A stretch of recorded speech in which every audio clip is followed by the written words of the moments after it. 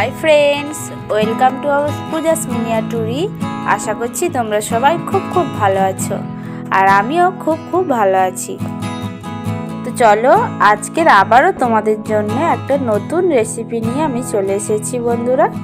তো আজকে আমি তোমাদেরকে আবারও একটা পিঠা রেসিপি বানিয়ে দেখাবো, এবং খুব সহজ, খুব ইজি পদ্ধতিতে।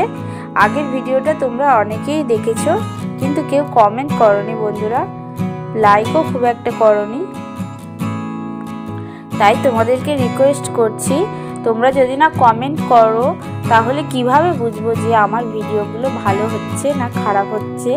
তোমরা অবশ্যই কমেন্ট করে বলো, ভালো হলে ভালো কমেন্ট করো, খারাপ হলে খারাপ কমেন্ট করো, কিন্তু তোমরা কমেন্ট করে বলো বন্ধুরা যে ভিডিওগুলো তোমাদের কেমন লাগছে বা রেসিপিগুলো তোমাদের কেমন লাগছে।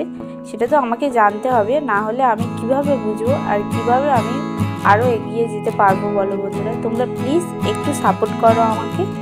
আশা করছি তোমরা আমার রিকোয়েস্টটা মাথায় রাখবে, অবশ্যই কমেন্ট করবে। তো বন্ধুরা, আমি প্রথমেই কড়াইতে ঘি দিয়ে দিয়েছি। ঘি গলে গেলে তার মধ্যে আমি দিয়ে দিয়েছি সুজি।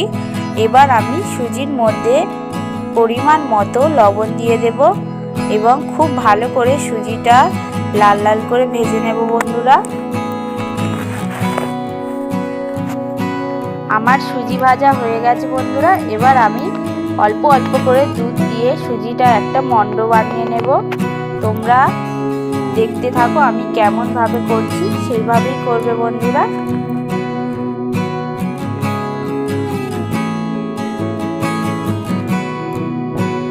ভিডিওটা দেখতে দেখতে যদি তোমাদের ভালো লেগে থাকে বন্ধুরা, তাহলে অবশ্যই একটা লাইক দিয়ে দাও। আর যারা যারা আমার চ্যানেলে নতুন আছো তারা অবশ্যই আমার চ্যানেলটা সাবস্ক্রাইব করে পাশে থাকা বেল আইকনটি বাজিয়ে অল নোটিফিকেশানে ক্লিক করে দাও, যাতে আমার দেওয়া সব ভিডিও তোমাদের ফোনে সবার প্রথমে পৌঁছে যায়।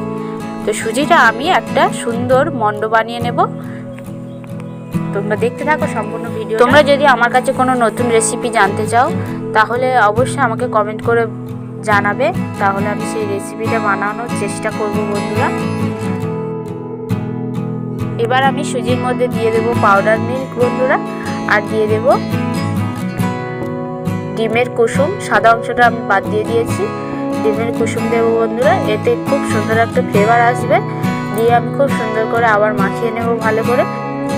ভালো করে মাখানো হয়ে গেলে আমি রসমালাইয়ের শেপ বানিয়ে নেব বন্ধুরা।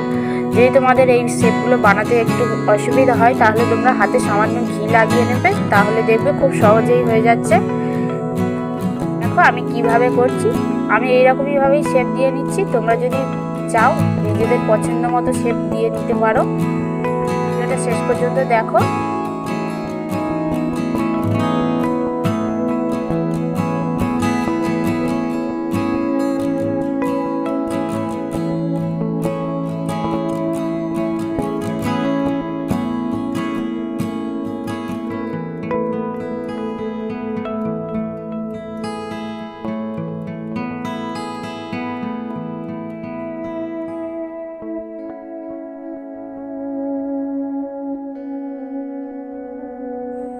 দেখো বন্ধুরা, আমি কয়েকটা রসমালাই শেপ তোমাদেরকে বানিয়ে দেখাচ্ছি।